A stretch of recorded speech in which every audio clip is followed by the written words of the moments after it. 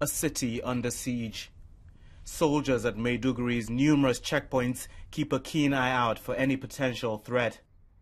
With frequent clashes between the army and Boko Haram, this is a dangerous place to visit, and we're forced to keep a very low profile. Driving around town, we saw streets barricaded as part of the military's security measures. Residents would not speak to us in public, fearing for their own lives. This woman tells us her husband and son-in-law were killed in separate incidents by members of Boko Haram. They captured my husband from our house. They slaughtered him like a ram. He was my breadwinner.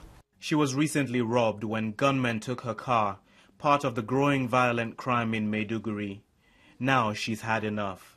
I have collected some of my property to leave this place.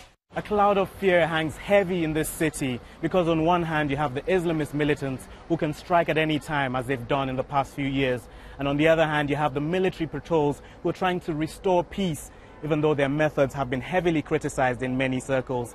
And just over here is a vivid picture of the violence that the people of Maiduguri have had to suffer. They're the ones caught in between. They're the ones caught in the crossfire. They have to live and suffer in this very tense environment because for everybody here, death is only a whisker away.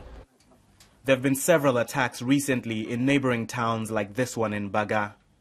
Reports indicate that the militants have stepped up their fight.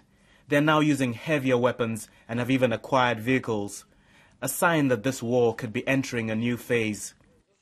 The military has arrested hundreds of suspected Boko Haram members, but very few of these have been tried in court. And despite claims of abuse of power, Nigeria's Joint Task Force denies committing any human rights violations in its fight against insurgency. As long as there is terrorism in our area of responsibility, we will continue to go on patrols. And based on intelligence, we will continue to raid certain locations.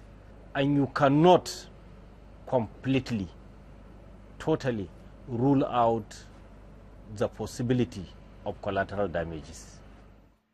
Accusations that security forces have carried out abuses against civilians could undermine the fight against the Islamists. The government faces a huge task, not just to restore peace here, but also to keep the local population on side. Tomi, Oladipo, BBC News, Maiduguri.